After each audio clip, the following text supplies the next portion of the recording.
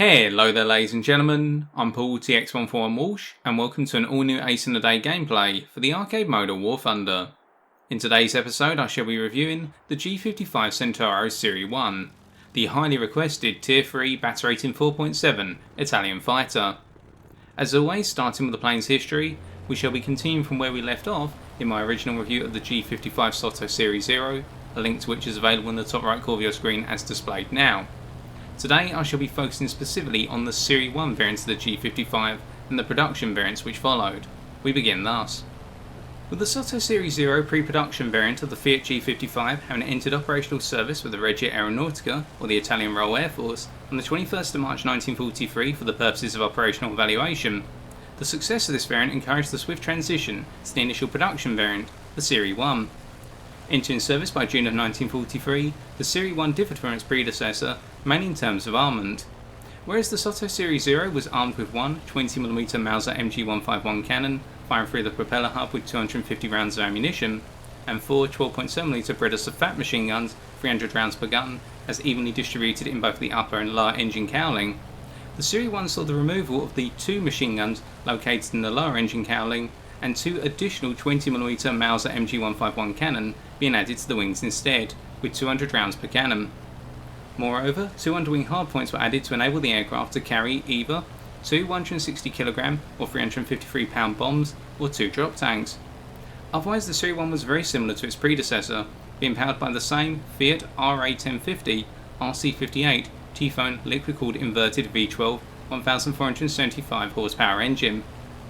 Unfortunately, the Serie 1 was to see limited operational service before the public declaration of the Armistice of Cassabile on the 8th of September 1943, with the Regia Aeronautica having commissioned the production of a total of 2,400 G.55s, only 19 Solace Serie 0 aircraft and 15 Serie 1 aircraft had been produced at this point, with 6 of the Solace Serie 0s being converted to Serie 1s on the production line. Following the armistice, the Serie 1 was to continue being produced by the Fiat factories located in northern Italy, as these factories were still under fascist control. The factories aimed to produce a further 500 G.55s, of which 300 were Serie 1s and 200 were Serie 2s.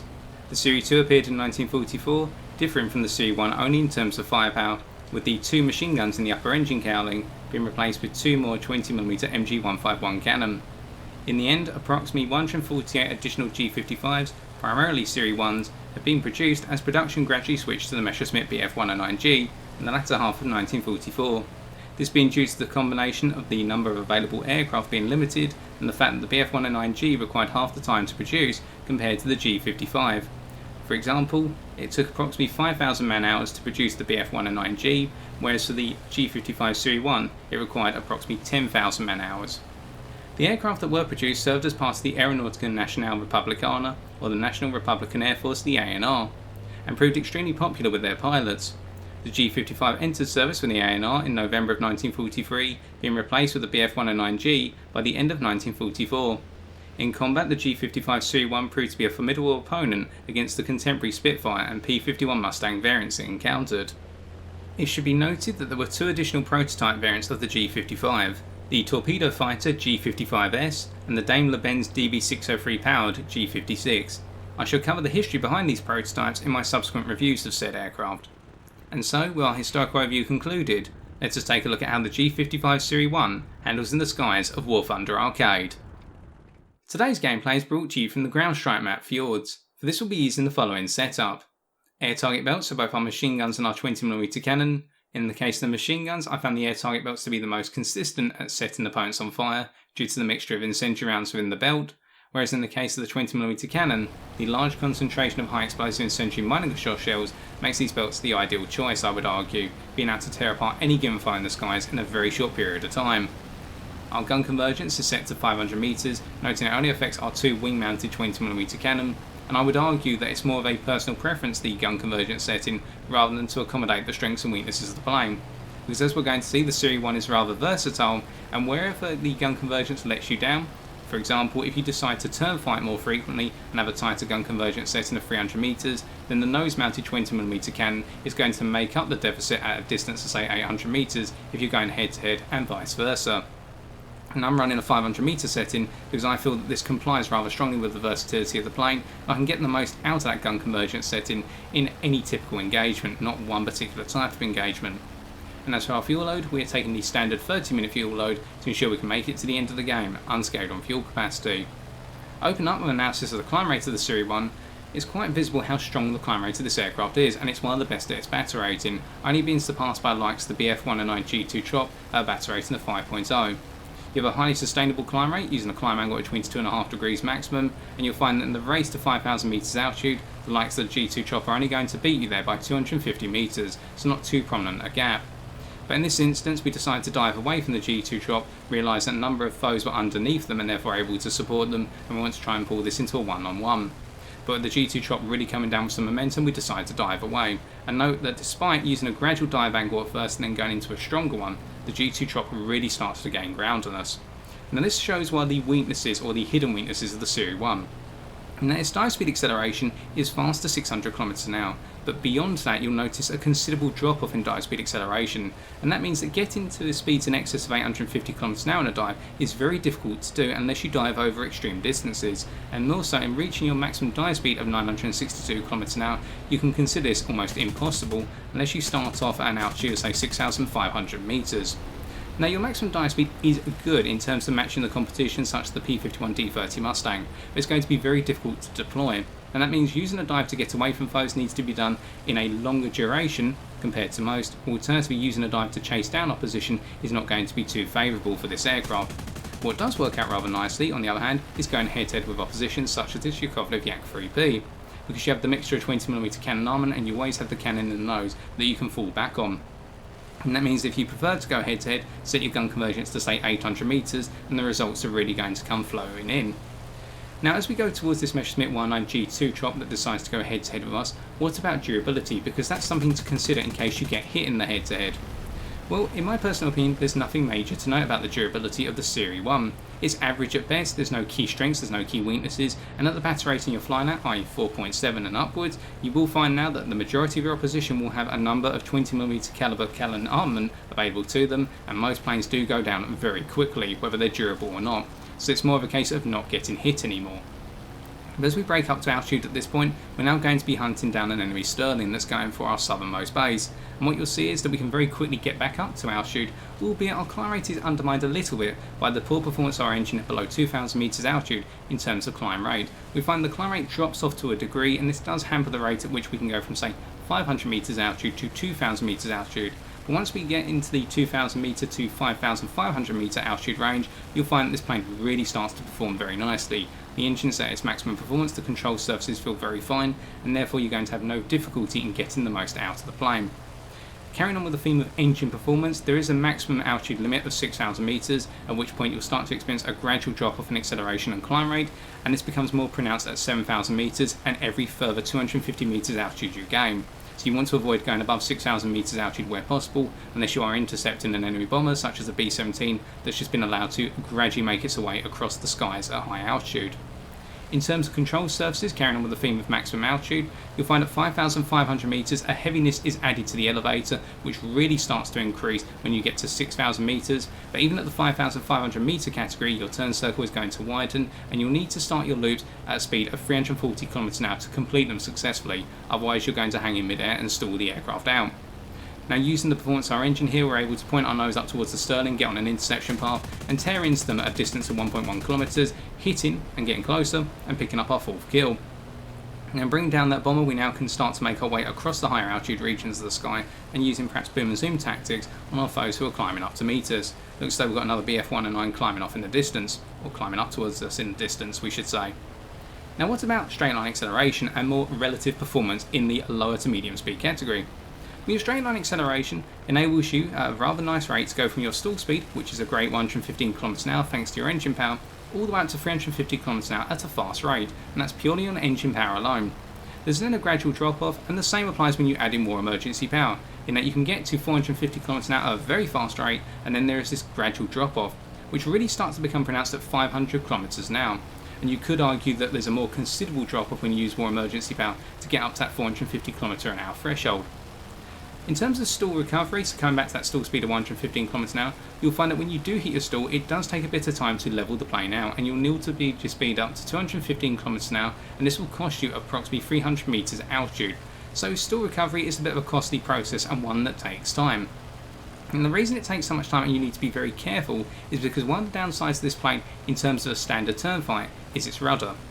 Now the rudder of this plane, starting off with that as the control surface for analysis, is strong and gives you a rather nice flat rudder turn circle alike the Messerschmitt 19 G2, but it's very unstable as a control surface below 300 km an hour, which will cause the plane to wobble when leaving manoeuvres, and in turn what this can do is cost time in turn fighting, because you simply have to let the rudder return to the neutral position before you're able to get into the next manoeuvre, whereas your foe's already going into the next manoeuvre in the dogfight. And this means that as a whole, turn fighting needs to be conducted where you need to manage your usage of the rudder accordingly, do not be too sharp with it, or keep the speed above 300 km an hour, otherwise you'll find that your rudder is going to wiggle all over the skies.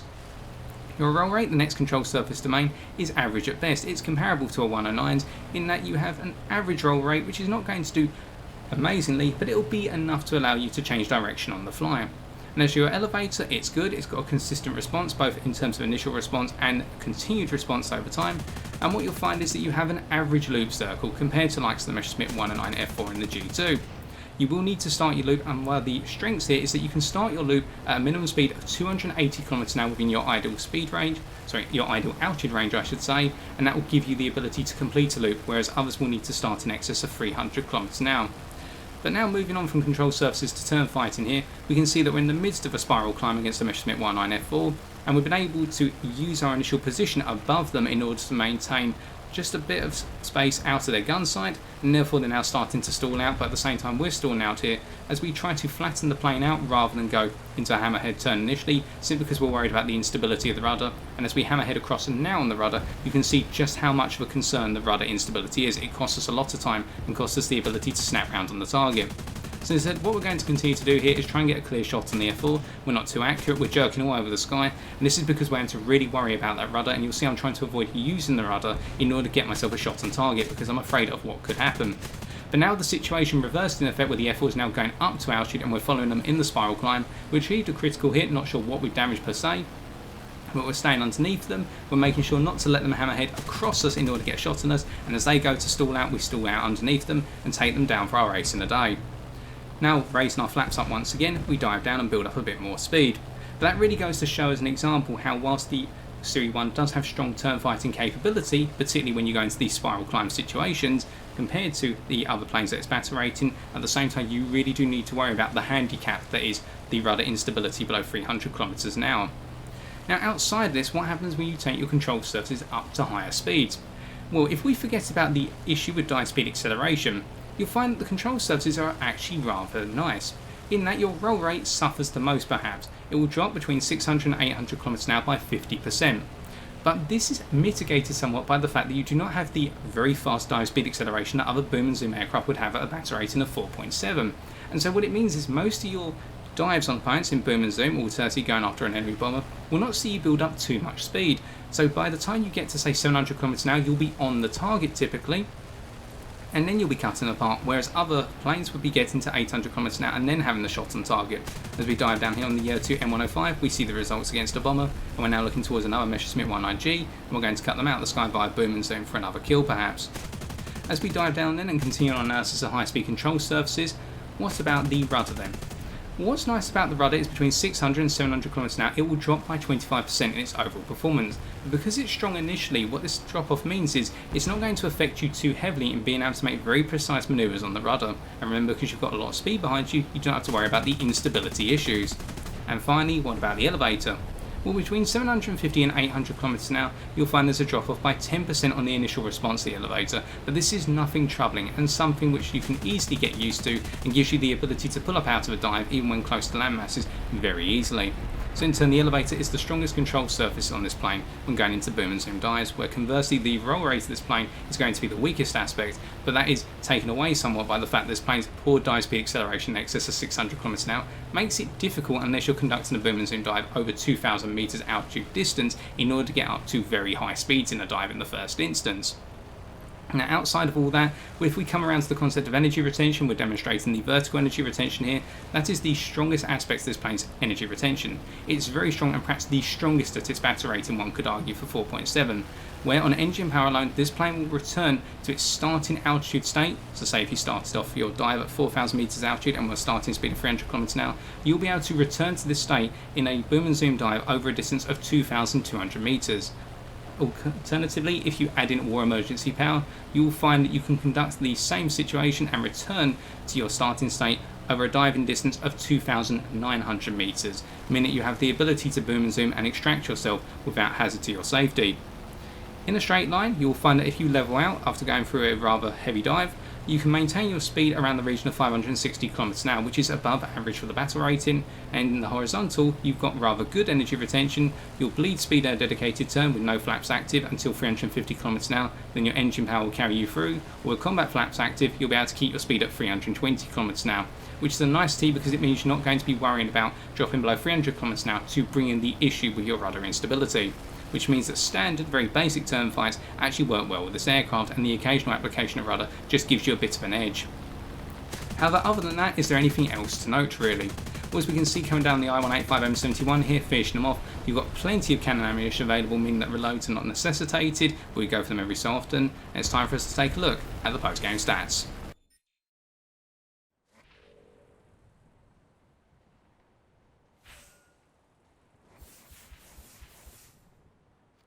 By applying our G.55 Serie 1 across a variety of roles, whether it be head-to-head, interception, boom and zoom or turn fighting, and always trying to keep it within its ideal speed range of 375 to 500 km an hour, we're able to pick up 10 kills, netting us 54,747 silver lions and 5,357 research points. And for those wondering how this plane compares to its preceding Solace Series 0 variant, I would argue that the two planes are practically identical, albeit the Serie 1 has the greater firepower and therefore the greater battle rating.